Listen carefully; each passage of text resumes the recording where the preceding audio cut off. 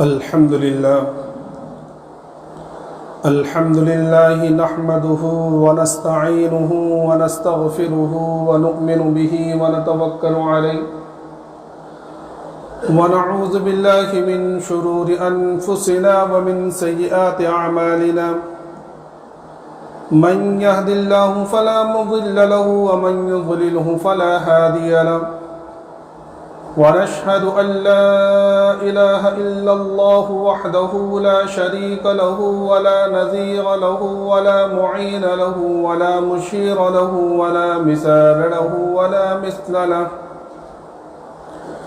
ونشهد أن سيدنا وسندنا وشفيعنا وحبيبنا ومولانا محمدا عبده ورسوله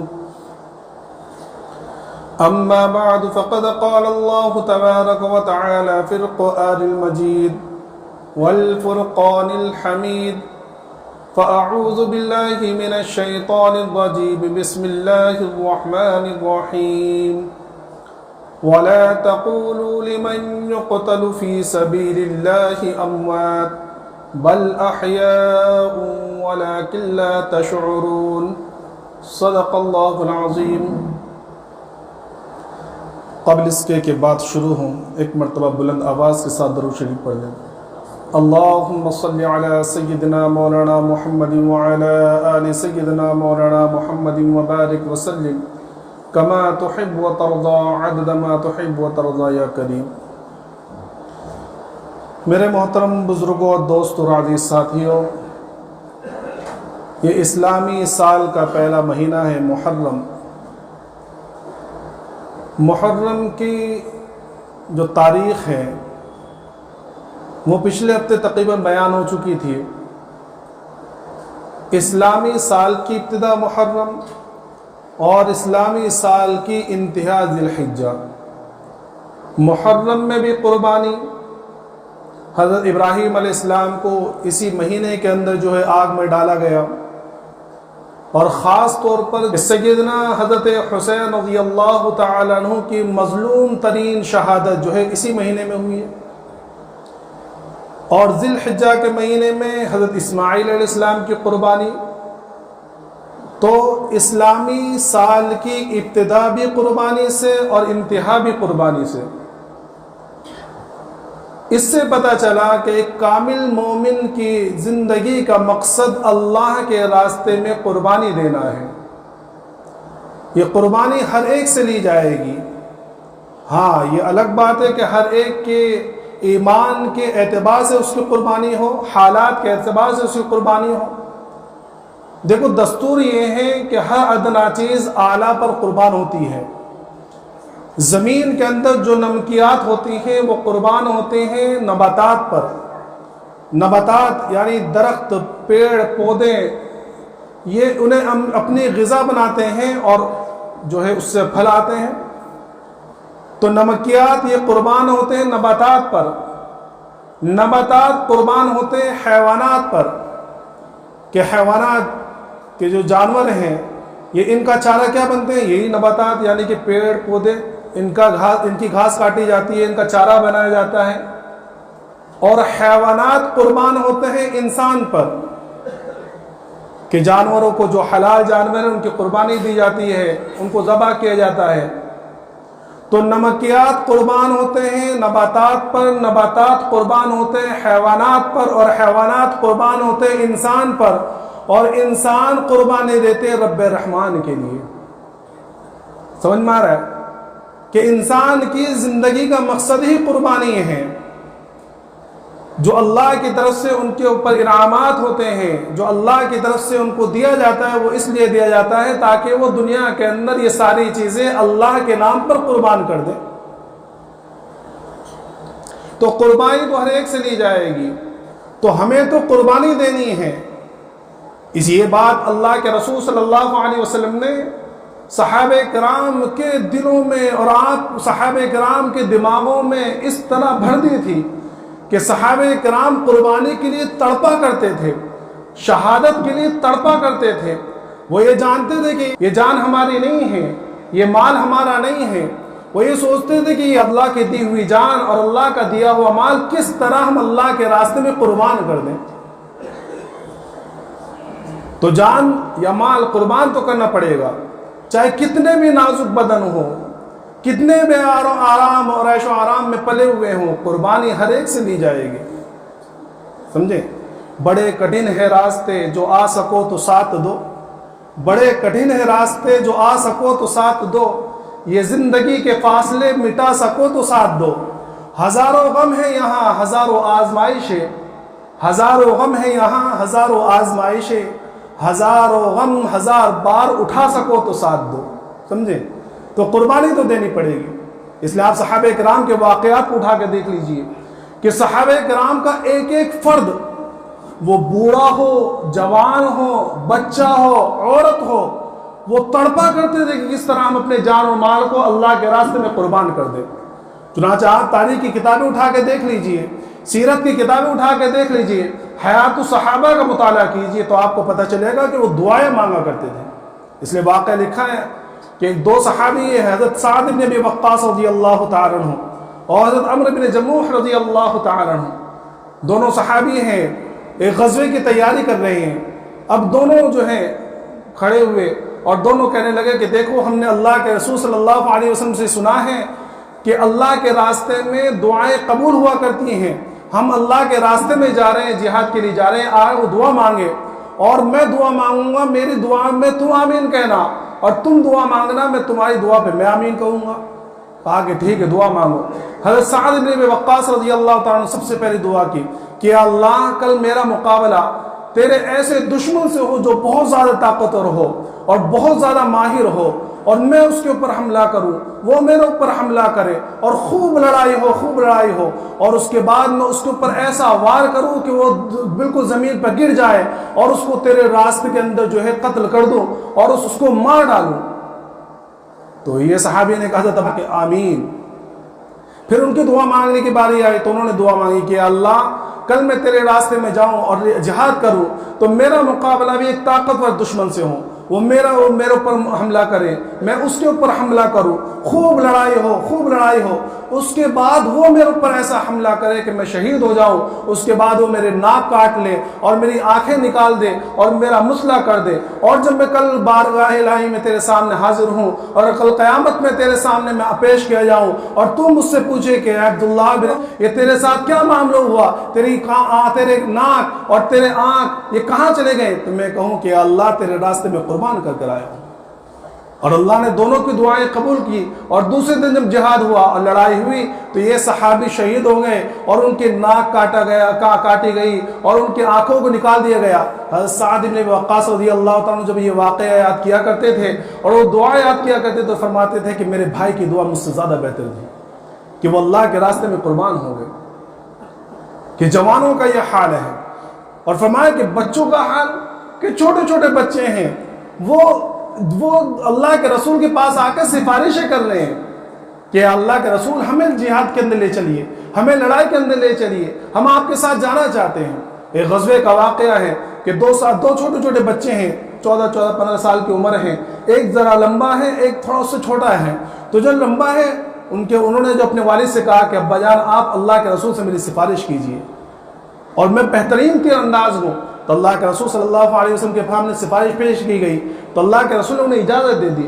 تو جو چھوٹا تھا وہ کہنے لگا کہ یا رسول اللہ انہیں اجازت دے دی، مجھے بھی اجازت دے دیجیے، اور میں ان سے زیادہ طاقتور ہوں، میں کشتی میں ان کو پچھاڑ سکتا ہوں. تو اللہ کے رسول صلی اللہ علیہ وسلم فرمایا کہ اچھا چلو لڑائی لڑو. اب جب لڑائی کا موقع آیا اور کشتی شروع ہوئی تو چھوٹے والے نے بڑے کے کان میں کہا کہ بھائی جان آپ کو تو اجازت مل گئی ہے، اگر آپ میرے لیے زمین پر گر جائیں گے اور آپ مجھ سے ہار جائیں گے تو مجھے بھی جہاد میں جانے کی اجازت مل جائے گی. دونوں میں لڑائی ہوئی اور بڑا والا جان بوجھ کے نیچے گر گیا. اللہ کے رسول صلی اللہ علیہ وسلم دونوں کو اجازت دے دی کہ جاؤ جہاد میں شریک ہو جاؤ. تو تڑپا کرتے تھے صحابہ کرام، اور ہم تو کسی چیز کو قربان کرنے کے لیے تیار نہیں، نہ جان کو نہ مال کو. غزوہ بدر بہت بڑا عظیم الشان غزوہ ہوا ہے. یہ وہ غزوہ ہے جس نے اسلام اور کفر کے درمیان ایک حد فاصل کھینچ دی. جس دن یہ غزوہ ہوا اس دن کو اللہ نے یوم الفرقان کے نام سے یاد کیا، اور جس کے اندر شرکت کرنے والوں کے بارے میں اللہ کی طرف سے اعلان ہوا کہ آج کے بعد سے ان تمام کی مغفرت کر دی گئی، آگے جو بھی عمل کرے اللہ کی طرف سے معافی کا اعلان ہوا۔ 313 صحابہ کرام۔ تو فرماتے ہیں کہ اس کے اندر ایک صحابی رسول ہیں حضرت عبد الرحمن ابن عوف رضی اللہ تعالیٰ عنہ، وہ اپنا واقعہ لکھتے ہیں کہ اس غزوے کے اندر جو ہے میں لڑائی کے لیے جب صفیں بنائی گئی تو میں بھی کھڑا تھا، تو میں نے اپنے اگل بغل میں دیکھا کہ بھئی کوئی جوان ہو تو ان کے ساتھ مل کر لڑائی لڑوں، وہ میری حفاظت کرے میں ان کی حفاظت کروں، وہ میرا ساتھ دے میں ان کا ساتھ دوں۔ جب میں نے اپنے دائیں بائیں نظر کری تو 2 چھوٹے چھوٹے بچے کھڑے ہوئے، اور وہ اتنے چھوٹے تھے کہ ایک کی تلوار تو اس کے قد سے بھی بڑی تھی، اتنے چھوٹے۔ اب مجھے بڑا افسوس سا ہوا اور مجھے تھوڑا سا وہ ہوا کہ بھئی اگر کسی وقت مجھے ضرورت پڑی کسی کی تو کون میرا ساتھ دے گا؟ تو میں اسی سوچ و بچار میں گم تھا کہ ایک چھوٹا بچہ جو میری دائیں طرف کھڑا تھا وہ چپکے سے میرے پاس آیا اور کہنے لگا کہ چچا جان تم ابو جہل کو جانتے ہو؟ تو میں نے کہا کہ تمہیں اس سے کیا کام ہے؟ کہا کہ وہ کہنے لگا کہ میں نے سنا ہے کہ ابو جہل اللہ کے رسول صلی اللہ علیہ وسلم کو نعوذ باللہ گالی دیتا ہے، ہم یہ قسم کھا کر آئے ہیں کہ آج یا تو وہ گھر واپس جائے گا یا ہم واپس جائیں گے۔ ابھی وہ تھوڑا سا ہٹا کے بائیں طرف کا آ گیا اور کہنے لگا کہ چچا جان آپ جانتے ہو کہ ابو جہل کون ہے؟ تو میں نے اس سے وہی سوال کیا اور اس نے بالکل وہی جواب دیا۔ جب لڑائی شروع ہوئی تو میں نے ان دونوں کو بتلایا کہ دیکھو وہ جو گھوڑے کے اوپر سوار ہے وہ ابو جہل ہے۔ تو یہ دونوں بچے جو ہیں بھاگے، اور میں نے بتلایا کہ ایک بچہ ایسا کہ اس کی تلوار بھی اس سے زیادہ بڑی، اور دونوں چونکہ چھوٹے چھوٹے تھے کسی نے ان کے اوپر دھیان نہیں دیا، وہ گھوڑوں کے درمیان سے نکل کر جو ہے ابو جہل کے پاس پہنچے، اور ایک نے ابو جہل کے گھوڑے پر حملہ کیا اور ایک نے ابو جہل کے اوپر حملہ کیا اور اس کو گرایا، اور وہ اتنے کمزور تھے کہ وہ اس کا گلا بھی نہیں کاٹ سکے، زخمی حالت میں چھوڑ کر واپس آ گئے۔ اور یہ حضرت عبد الرحمن بن عوف جا کر انہوں نے جو ہے ابو جہل کی گردن کاٹی۔ اب یہ دونوں بچے دن بھر لڑتے رہے، ان میں سے ایک کا نام تھا معوذ اور ایک کا نام تھا معاذ، کہ جو ذرا سے بچے کہ اللہ کے رسول کے ناموز پر شہید ہونے کے لیے تیار رہے اور اللہ کے راستے میں قربان ہونے کے لیے تیار ہے، یہ حالت تھی ان کے بچوں کی۔ تو سوچی جوانوں کی حالت کیا ہو کہ وہ تڑپا کرتے تھے کہ ہم اللہ کے راستے میں قربان ہو جائیں، ہم اللہ کے راستے میں شہید ہو جائیں۔ ایک لنگڑے صحابی ہیں، وہ پیروں سے معذور ہیں، سمجھے، اللہ کے رسول صلی اللہ علیہ وسلم کی بارگاہ میں آئے اور کہنے لگے کہ یا رسول اللہ میں اللہ کے راستے میں جہاد کرنے کے لیے جانا چاہتا ہوں۔ اللہ کے رسول صلی اللہ علیہ وسلم فرمایا کہ بھئی تمہارے 4 بیٹے ہیں، وہ جہاد میں جا رہے ہیں، تمہیں جانے کی ضرورت نہیں ہے، تم تو ویسے ہی معذور ہو۔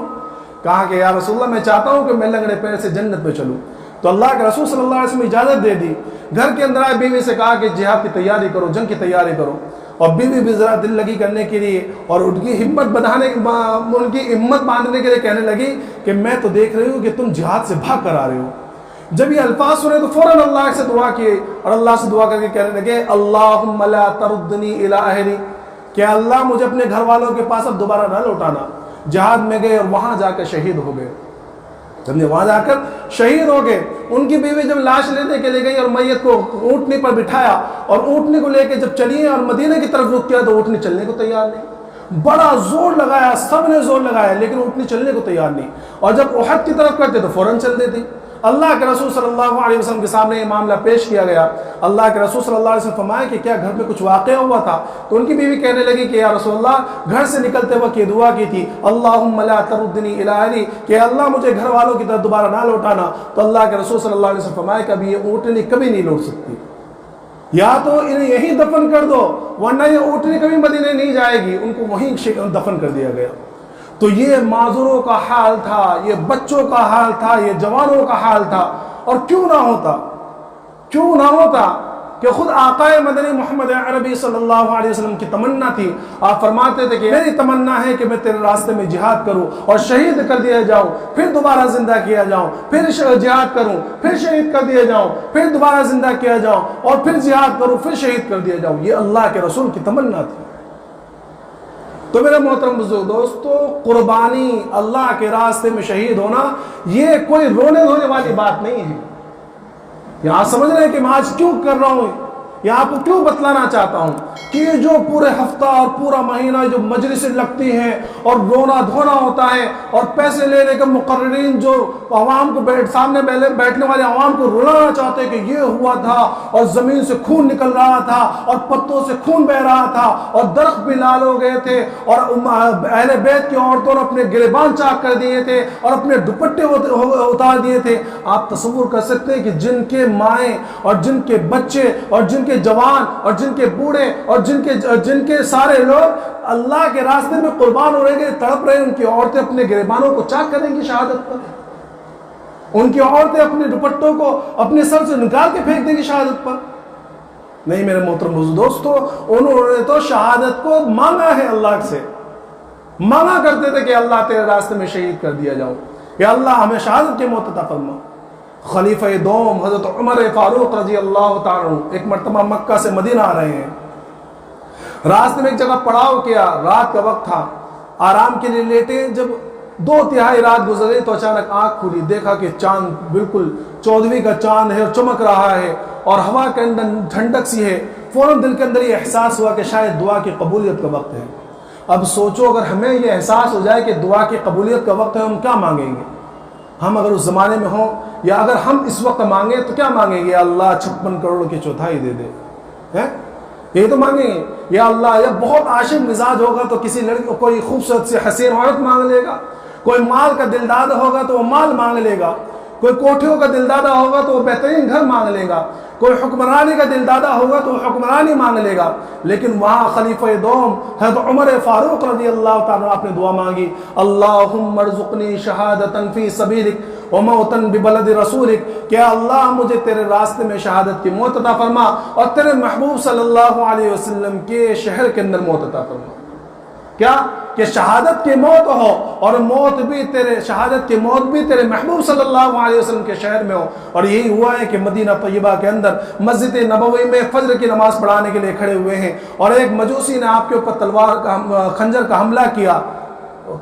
تقریباً 26 ذی الحجہ یا 27 ذی الحجہ کا دن تھا، آپ کو حملہ کیا گیا۔ 3 دن آپ اس کے حملے کے اندر جو ہے بیمار رہے اور 1 محرم الحرام کو آپ کو شہادت نصیب ہوئی، کہ شہادت بھی نصیب ہوئی اور پھر ایسا اللہ نے قبول کیا آپ کی دعا کو کہ شہادت کی موت نصیب ہوئی، مسجد نبوی میں شہید کیے گئے اور پھر اللہ کے رسول صلی اللہ علیہ وسلم کے روضے میں دفن ہوئے۔ تو ایسے لوگوں سے ہم یہ تصور کریں کہ وہ لوگ شہید ہونے کے لیے وہ شہید ہونے پر رو رہے ہوں گے، گڑ گڑا رہے ہوں گے؟ نہیں میرا محترم دوستو، شہادت تو بہت اعلیٰ چیز ہے، شہادت تو بہت اعلیٰ چیز ہے جس کے بارے میں اللہ کے رسول صلی اللہ علیہ وسلم نے فرمایا کہ اگر کوئی شخص نہ تو کبھی اللہ کے راستے میں جہاد کے لیے نکلا ہو، نہ وہ شہید ہونے کی اس کی دل میں تمنا ہو اور اسی حالت میں اس کے موت آ جائے، یعنی اس کے دل میں شہادت کی تمنا بھی نہ ہو، وہ کبھی آرزو نہ کرتا ہوں کہ اللہ میں تیرے راستے میں شہید کر دیے جاؤں، اور اس حالت میں اس کی موت آ جائے تو اللہ کے رسول صلی اللہ علیہ وسلم فرمائے کہ وہ ایک طرح کے نفاق پر اس کی موت آئی ہے، کہ منافقت کی حالت میں اس کی موت آئی ہے۔ تو شہادت تو وہ اعلیٰ مقام ہے۔ علامہ قرطبی رحمۃ اللہ علیہ نے لکھا ہے کہ بڑے سے بڑا ولی، قطب، ابدال، کتنا بڑا بھی انسان ہو، جب اس کے روح نکالنے کا وقت آتا ہے تو اللہ رب العزت ملک الموت کو حکم دیتے کہ جاؤ اس کی روح کو لے کر آ جاؤ۔ لیکن جب کسی شہید کی روح نکالنے کا وقت آتا ہے اور کسی شہید کی روح قبض کرنے کا موقع آتا ہے تو اللہ تبارک تعالیٰ خود ملک الموت سے کہتے ہیں کہ ہٹ جا، یہ شخص میرے راستے کے اندر اپنی جان کا نذرانہ پیش کر آ رہا ہے، اس کی روح میں خود قبض کروں گا۔ تو شہید کی روح اللہ تبارک تعالیٰ خود قبض کرتے ہیں، ملک الموت کو نہیں بھیجتے۔ سارے قاعدے بدل دیے۔ جب کسی کی روح نکال دی جاتی ہے اور کوئی دنیا سے چلا جاتا ہے تو ہم کیا کہتے ہیں کہ یہ مردہ ہو گیا ہے، یہ میت ہے، یہ مردار ہے، یہ لاش ہے۔ لیکن جب شہید ہوتا ہے اور اس کو شہادت کا مرتبہ ملتا ہے تو قرآن کہہ رہا ہے وَلَا تَقُولُوا لِمَنْ يُقْتَلُ فِي سَبِيلِ اللَّهِ أَمْوَاتٌ بَلْ أَحْيَاءٌ وَلَكِنْ لَا تَشْعُرُونَ، کہ اللہ تبارک تعالیٰ نے قرآن کے اندر ارشاد فرمایا کہ جو اللہ کے راستے میں شہید کر دیے جائیں، جو اللہ کے راستے میں قتل کر دیے جائے، تو میں نے مردہ نہ کہوں، وہ زندہ ہے، وہ زندہ ہیں۔ عام قاعدہ یہ ہے کہ جب انسان مرتا ہے اور انسان کی روح نکال لی جاتی ہے تو اس کو جو ہے غسل دیا جاتا ہے، اس کو نہلایا جاتا ہے، لیکن جب شہید کی شہادت ہو جاتی ہے اور شہید کا انتقال ہو جاتا ہے تو اللہ نے قاعدہ قانون بدل دیا، کہا کہ نہیں، یہ میرے راستے کے اندر خون کے اندر نہا چکا ہے اور اس نے خون سے غسل کیا ہے، اب اسے نہلانے کی ضرورت نہیں۔ تو شہادت تو وہ اعلیٰ مقام ہے۔ اس لیے میرے محترم دوستوں، میں نے شروع میں یہ بات کہی تھی کہ اسلامی سال کی ابتدا بھی قربانی اور انتہا بھی قربانی، تو قربانی تو لی جائے گی، سمجھے؟ تو اب جیسے بھی قربانی، جس حالات میں، جس ماحول کے اندر جس طرح کی قربانی اللہ مانگے، جان کی قربانی مانگے تو جان کا نذرانہ پیش کرنا ہے، مال کی قربانی مانگے تو مال کا نذرانہ پیش کرنا ہے۔ اس لیے اپنے بچوں کو وہ واقعات سنائیں، خود وہ واقعات پڑھیں، خاص طور پر ہمارے نوجوانوں کے لیے۔ ایک کتاب میں بتا دو، فتوح الشام اس کا نام ہے، علامہ واقدی رحمۃ اللہ علیہ کے لکھی ہوئی ہے، اس کتاب کا مطالعہ کریں ہمارے نوجوان۔ عربی میں کتاب ہے لیکن اس کا ترجمہ اردو میں بھی ہے، تو اس کتاب کو پڑھیں۔ یہ ساری کتاب، اس کتاب کے اندر، پوری کتاب کے اندر صحابہ کرام کی قربانیاں، صحابہ کرام کی شہادت کی تمنا، خاص طور پر حضرت خالد بن ولید رضی اللہ تعالیٰ کے بہت سارے واقعات لکھے ہیں، اور ایک صحابی حضرت زرار رضی اللہ تعالیٰ، وہ تو گویا اس کتاب کے ہیرو ہیں، ان کے بہت سارے واقعات لکھے ہیں۔ لکھا ہے کہ جب جہاد میں جایا کرتے تھے تو زین نہیں لگایا کرتے تھے، ننگے گھوڑے کے پیٹھ جو ہے گھوڑے کی ننگی ہوا کرتے تھی، اور خود بھی صرف نیچے پہنا کرتے تھے، سینہ کھلا ہوا ہوتا تھا۔ ایسی حالت میں جہاد لڑا کرتے تھے اور ایسی حالت میں لڑائی لڑا کرتے تھے۔ ایک مرتبہ لڑائی لڑتے لڑتے جب شام ہو گئی، حضرت خالد بن ولید رضی اللہ تعالیٰ نے انہیں پیچھے بلا لیا، سارے صحابہ کرام کو اور اپنے مجاہدین کو، اور جب اندازہ لگایا تو تلاش کیا تو پتہ چلا کہ حضرت زرار رضی اللہ تعالیٰ موجود نہیں ہے۔ تو لوگوں سے تلاش وہ کی گئی کہ کہاں ہے زرار؟ تو لوگوں نے کہا کہ ہم نے لڑتے ہوئے تو دیکھا تھا لیکن بعد میں نہیں دیکھا۔ کہا کہ دوبارہ حملہ کرتے ہیں اور جو دیکھتے ہیں کیا معاملہ ہوا۔ تو اس کے بعد دوبارہ لڑائی کے لیے نکلے شام کے وقت میں، اور لڑائی ہوئی۔ تو لکھا ہے کتاب کے اندر، خالد بن ولید رضی اللہ تعالیٰ جب لڑائی لڑ رہے تھے تو ایک نوجوان ایک گھوڑے پر سوار، جس کا گھوڑا بالکل تازہ دم، یعنی کہ یہ پتہ چلا کہ یہ اسی حملے میں آیا ہے ساتھ میں، اور نقاب باندھا ہوا اس نے، اور اتنی جانبازی سے لڑ رہا ہے کہ حضرت خالد بن ولید خود اس سے متاثر ہو گئے۔ اور لکھا ہے کہ حضرت خالد بن ولید فرماتے ہیں کہ جب مجھے لڑائی میں، جب میں دشمنوں کے گھیرے میں آ جاتا تو وہ مجھے نکالا کرتا، اور جب وہ دشمنوں کے گھیرے میں آتا تو میں نکالا کرتا۔ اسی طرح لڑائی لڑتے ہوئے جب رات ہونے لگی تو ہم پھر پیچھے ہٹ گئے۔ تو میں نے اس کو دیکھا، اس نوجوان کی، کہ اس کا گھوڑا بالکل خون سے تر بتر، تو مجھے بڑا متاثر ہوا۔ تو میں نے اس سے کہا کہ تمہارا نام کیا ہے؟ تو وہ خاموش رہا، مجھے بڑا تعجب ہوا۔ تو میں نے دوبارہ اس سے پوچھا، حضرت خالد فرماتے ہیں کہ میں نے دوبارہ پوچھا کہ کون ہو تم؟ تو وہ پھر خاموش رہا۔ تو حضرت خالد رضی اللہ عنہ نے فرمایا کہ میں حکم دیتا ہوں کہ میں سپہ سالار ہوں، کمانڈر ہوں تمہارا، تم اپنا نام بتاؤ کہ تم کون ہو۔ تو وہاں جو نقاب پوش ہیں، اس نقاب کے اندر سے ایک عورت کی آواز آئی، نسوانی آواز آئی، اور کہنے لگی کہ میں خولہ ہوں اور میں زرار کی بہن ہوں۔ اور جب بھائیوں پر مصیبت آتے تو بہنیں تو مدد کرتے ہیں، اور اس نے ایسی جوشیلی باتیں کی کہ میں جو تھکن ہمارے درمیان تھی اور ہمارے اوپر تھی، وہ تھکن تمہاری پوری جو ہے ختم ہو گئی، اور جو ہے ہم دوبارہ حملہ کرنے کے لیے نکلے، اور ہمیں پتہ چلا کہ زرار کو دشمنوں نے قید کر لیا، تو ہم نے راستے میں سے ہی دشمنوں سے زرار کو چھڑا کے لے کر آ گئے۔ سمجھ میں؟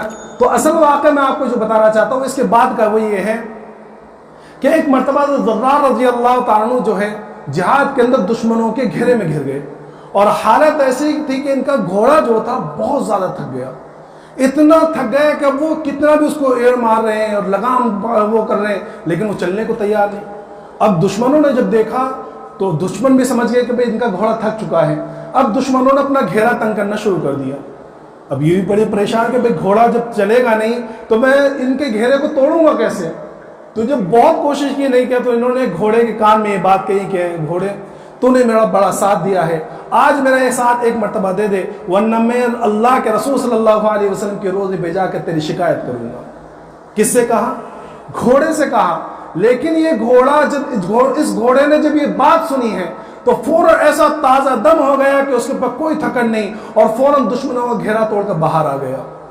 تو گھوڑا ہو، جانور ہو، انسان ہو، بچے ہو، بوڑھے ہو، اس زمانے کے اندر سارے اپنی جان کو اللہ کے راستے میں قربان کرنے کے لیے تیار رہا کرتے تھے۔ تو ایسے گھوڑوں کی جو اللہ کے راستے میں جہاد کرتے ہیں، اللہ کے راستے میں وہ گھوڑے جو ہیں اللہ کے راستے میں نکلتے ہیں، اللہ کو ان گھوڑوں پر اتنا پیار ہے کہ اللہ نے ان گھوڑوں کے قدموں کی بھی قسم کھائی ہے۔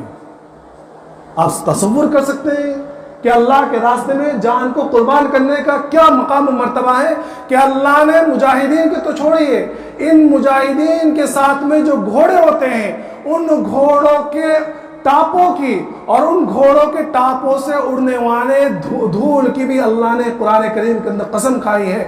وَالْعَادِيَاتِ ضَبْحًا فَالْمُورِيَاتِ قَدْحًا فَالْمُغِيرَاتِ صُبْحًا، یہ اللہ نے قسم کھائی ہے۔ تو میرے محترم دوستو، شہادت کوئی رونے دھونے والی چیز نہیں ہے، شہادت تو مانگنے والی چیز ہے۔ شہادت تو اللہ سے مانگے، ہم اللہ کے راستے میں اپنی جان کی قربانی دیں، اپنے مال کی قربانی دیں، جہاں جیسا موقع آ جائے، جس حال میں ہم رہیں وہاں جیسی قربانی کا اللہ کی طرف سے تقاضا ہو، ہم اللہ کے راستے میں اپنی جان کو مال کو قربان کرنے والے بنے۔ سمجھ میں آئے؟ تو یہ جو محرم کا مہینہ ہے، ہم یہ مانتے ہیں اور ہم یہ کہتے ہیں کہ حضرت سیدنا حسین رضی اللہ تعالیٰ کی شہادت اس دنیا کی اور اس کائنات کی سب سے مظلوم ترین شہادت ہے، لیکن اس شہادت کے اوپر واویلا کرنا، نوحہ کرنا، اس کو بیان کرنا، اس میں اپنی طرف سے لفاظی کرنا اور ایسے واقعات کو بیان کرنا جو واقعات ہوئے ہی نہیں، یہ سب بہت بڑا ظلم ہے آپ کے ساتھ میں، سمجھ۔ اور اصل شہادت اور اصل حسین رضی اللہ تعالیٰ عنہ کا اس شہادت کا اصل جو پیغام تھا وہ تو ہم تو بھول ہی گئے بھائی، آپ سارے واقعات ہم جانتے ہیں۔ تو آخر وقت میں کیا ہوا تھا کہ 10 محرم کے دن جب حضرت سیدنا حسین رضی اللہ تعالیٰ عنہ لڑتے لڑتے جو ہے اصل کا وقت آ گیا، اور بالکل آپ کو معلوم ہے کہ آپ کے جتنے بھی ساتھی تھے تقریباً سارے مرد شہید ہو چکے ہیں، آپ کے بڑے بیٹے علی اکبر شہید ہو چکے ہیں، بچوں میں صرف علی اصغر حیات تھے اس وقت، باقی سارے نوجوان شہید ہو چکے ہیں، سارے مرد شہید ہو چکے ہیں، اور اب آپ کو معلوم ہے کہ میری شہادت کا بالکل عین وقت ہے۔ ایسے وقت میں جب عصر کا وقت ہو گیا اور نماز کا وقت آ گیا تو حضرت حسین رضی اللہ تعالیٰ نے یہ سوچا کہ بھائی میں تو تھک چکا ہوں اور یہ لوگ مجھے شہید کرنے والے ہیں اور میں اللہ کے راستے میں قربانی دینے والا ہوں، ذرا نماز اگر قضا ہو جائے ہوئی تو کیا بات ہے، نہیں، فوراً آپ نے نماز کے لیے تیاری کی اور عصر کی نماز پڑھی ہے آپ نے پہلے، اور یہ امت کو پیغام دے کے چلے گئے کہ حالات کچھ بھی آ جائے، سمجھے، حالات کچھ بھی آ جائے، آزمائشیں کیسی بھی ہو، پریشان ہو، بیمار ہو، حالات ہو، ہر طریقے سے اگر کوئی بھی حالات آ جائے تو اللہ کے سامنے سر جھکانے سے نہ چوکنا، کہ اللہ کے سامنے سر جھکانے سے نہ چوکنا، نمازوں کی قضا نہ کرنا، نمازوں کو نہ چھوڑنا۔ یہ پیغام ہے حضرت حسین رضی اللہ تعالیٰ عنہ کا، اور یہ پیغام ہے کہ دیکھو ہم اپنی گردنیں کٹا تو سکتے ہیں لیکن باطل کے خلاف اپنی گردنیں جھکا نہیں سکتے۔ آج مسلمانوں کا حال کہ ذرا ذرا سی باتوں پر نماز چھوڑ رہے ہیں، ذرا ذرا سی حالات پر اپنی گردنوں کو غیروں کے سامنے جھکا رہے ہیں، ذرا ذرا سی حالات پر ایمان کا دامن چھوڑ رہے ہیں۔ تو یہ پیغام تھوڑی ہے صرف شہادت کو یاد کرنا اور شہادت کو یاد کر کر اپنے اپنے مقصدوں کو حاصل کرنا، یہ حضرت حسین رضی اللہ تعالیٰ عنہ کی شہادت کی سب سے بدترین توہین ہے، سمجھ میں آ رہا ہے؟ تو یہ محرم کا مہینہ یہ شہادت اور قربانی والا مہینہ ہے۔ اس مہینے کے اندر ہمیں کرنے والے کام تو وہ ہیں کہ ہم گناہوں سے بچیں اور یہ عزم کرے کہ اللہ یہ تیرے سال کا اور تیرے یہ جو اسلامی سال ہیں، یہ آگے ہماری جو زندگی ہے اس اسلامی سال کا پہلا مہینہ ہے، ہم اسی مہینے کے اندر یہ عہد کرتے ہیں اور یہ وعدہ کرتے ہیں تجھ سے کہ پورا سال ہم صرف تیری فرما برداری میں گزاریں گے، تیری نافرمانی سے اپنے آپ کو بچائیں گے، نمازوں کی پابندی کریں گے، تیرے حکموں پر عمل کریں گے۔ یہ ہم عہد کریں اس مہینے کے اندر، یہ اصل کرنے والے کام ہیں۔ تو آئیے ہم سب مل کر یہ عہد کرتے ہیں کہ یا اللہ ہم تیرے سامنے یہ عہد کرتے ہیں کہ انشاءاللہ آئندہ کی جو ہماری زندگی ہوگی وہ تیری فرما برداری میں گزاریں گے، تیرے رسول صلی اللہ علیہ وسلم کی سنتوں کے مطابق گزاریں گے۔ اللہ تبارک تعالیٰ تمام کو کہنے سننے کے ساتھ ساتھ عمل کی توفیق عطا فرمائے۔ وآخر دعوانا الحمدللہ رب العالمین۔